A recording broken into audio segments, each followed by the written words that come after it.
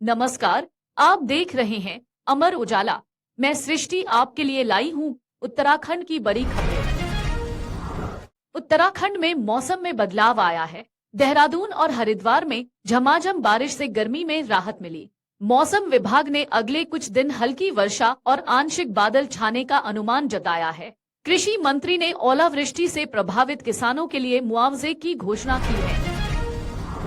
मुख्यमंत्री पुष्कर सिंह धामी की अध्यक्षता में आज हुई कैबिनेट बैठक में 11 प्रस्तावों को मंजूरी दी गई।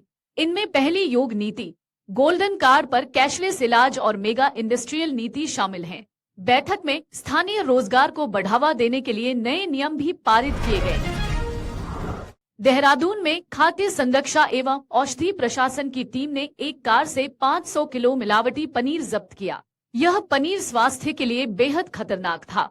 कार के मालिक ने कोई वैध दस्तावेज नहीं प्रस्तुत किया।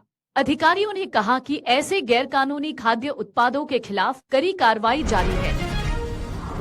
उत्तराखंड सरकार ने अवैध कब्जों पर काबू पाने के लिए आर्टिफिशियल इंटेलिजेंस का उपयोग किया है।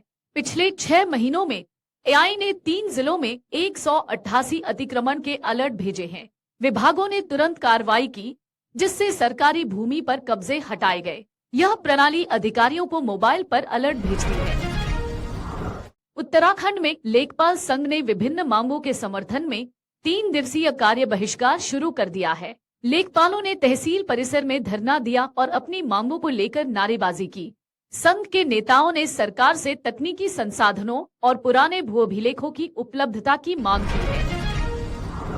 सीमा सुरक्षा बल के लांस नायक प्रेम सिंह रावत को 30 साल बाद शहीद का दर्जा दिया गया है। 1994 में बांग्लादेशी तस्करों से मुठभेड़ में उनकी शहादत को अब मान्यता मिली है। उनके परिवार ने इस सम्मान पर गर्व व्यक्त करते हुए सरकार का आभार जताया है। मुख्यमंत्री पुष्कर सिंह धामी ने पवेलियन ग्राउंड में अहिल्या स्मृति मैराथन का उद्घाटन किया। उन्होंने मैराथन को हरी झंडी दिखाकर रवाना किया और युवाओं के साथ दौड़कर उत्साह बढ़ाया।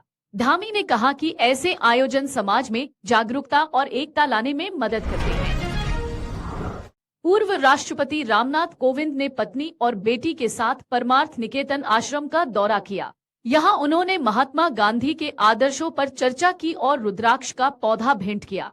स्वामी चिदानंद ने कोविंद के जीवन को प्रेरणादायक बताया, जबकि कोविंद ने पर्यावरण संरक्षण की आवश्यकता पर जोर दिया। राष्ट्रपति द्रौपदी मुर्मू ने नई दिल्ली में आयोजित समारोह में राधा भट्ट को सामाजिक कार्य के लिए और ह्यूग एवं कोलिन गैंजर को साहित्य एवं शिक्षा में पद्मश्री से सम्मानित किया। राधा भट्ट ने 16 साल की उम्र में समाज सेवा शुरू की, जबकि ह्यूग गैंजर भारतीय नौसेना के पूर्व अधिकारी हैं। चारधाम यात्रा में श्रद्धालुओं की संख्या तेजी से बढ़ रही है। अब एक दिन में 70,000 से अधिक लोग दर्शन कर रहे हैं। यात्रा की शुरुआत 30 अप्रैल को हुई थी और अब तक 20 लाख श्रद्धालु दर्शन कर चुके हैं। केदारनाथ और बद्रीनाथ धाम में सबसे ज्यादा श्रद्धालु पहुंच रहे हैं। उत्तराखंड सरकार ने युवाओं के जनसांख्यिकीय लाभांश को अवसर में बदलने के लिए कदम उठाए हैं। मुख्यमंत्री धामी ने बताया कि अगले 10 वर्षों में राज्य में 42 लाख युवा कार्यशील बन सकते हैं। सरकार कौशल विकास, शिक्षा और उद्यमिता पर ध्यान देकर आर्थिक विकास को बढ़ावा देने का प्रयास कर रही है। स्वामी रामदेव ने प्रधानमंत्री मोदी के स्वदेशी उत्पादों के आह्वान का समर्थन किया है। उन्होंने कहा कि यह भारत को आर्थिक और आध्यात्मिक महाशक्ति बनाने की दिशा में महत्वपूर्ण है। साथ ही आयुर्वेद, योग और प्राकृतिक चिकित्सा को अपनाने का भी आह्वान किया। राज्य सरकार ने 12वीं पास बेटियों के लिए जापान भेजने की योजना शुरू की है।